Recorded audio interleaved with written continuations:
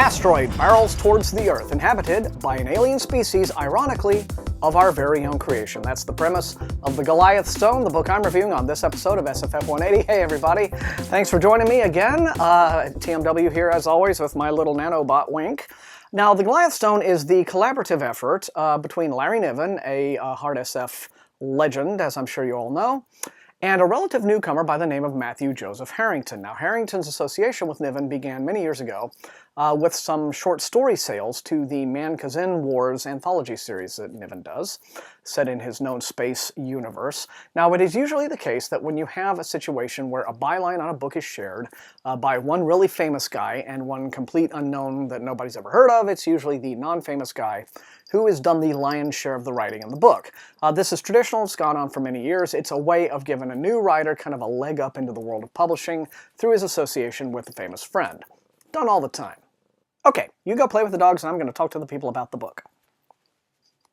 Set in the 2050s, the story introduces us to Dr. Toby Glyer, whose work on the development of the Briareus nanos has made him fabulously wealthy as it has effected many miracle cures. But originally, the Briareus nanos were the brainchild of William Connors, Glyer's former boss, this sort of reclusive, eccentric genius kind of guy.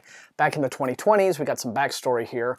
Connors oversaw a project called Watchstar. Now, Watchstar involved launching the Briareus nanos into space towards some near-Earth asteroids. The nanos were seeded onto these asteroids and began mining them for precious raw materials. The idea was, of course, that you both remove the asteroids as an immediate threat to Earth, and the wealth that is generated from all of these great natural resources that are being mined benefits mankind generally.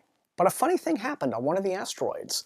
The Briareus nanos actually became a sentient civilization. They became self-aware, they began to replicate, and then adapt, evolve, and eventually, in a matter of very short years, due to the speed, the accelerated development of their evolution, they have essentially turned the asteroid into its own powered spacecraft.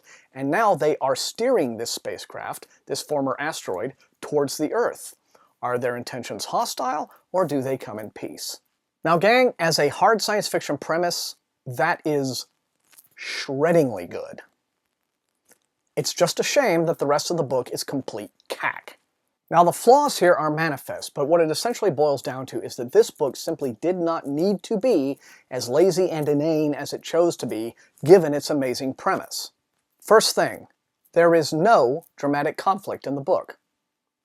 I'm going to repeat that just in case the magnitude of it didn't sink in. There is no sense of dramatic conflict. The protagonists never face anything like a meaningful threat as the story progresses.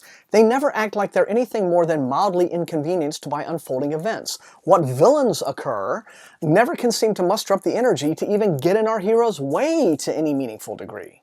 So if you think about a story that doesn't have any conflict as a car without an engine, well, if you take away the transmission and the drivetrain and the whole chassis, you've basically got the Goliath Stone, a book that's sitting in the front yard up on blocks.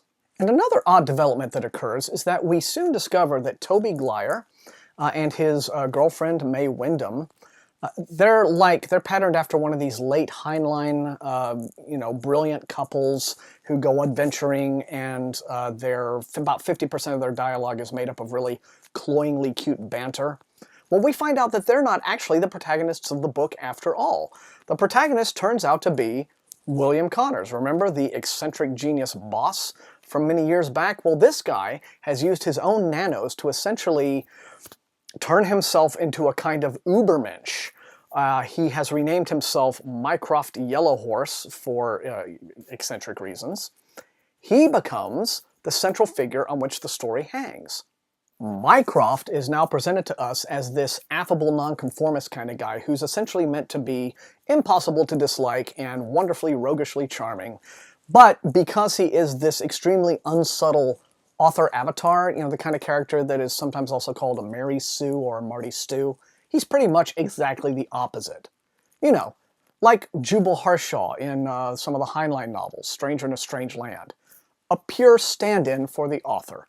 Dialogue in the second half of the book is pretty much dominated by Mycroft, which gives Harrington a platform for, among other things, political filibustering and this endless kind of name-dropping of SF novels and writers and that sort of thing.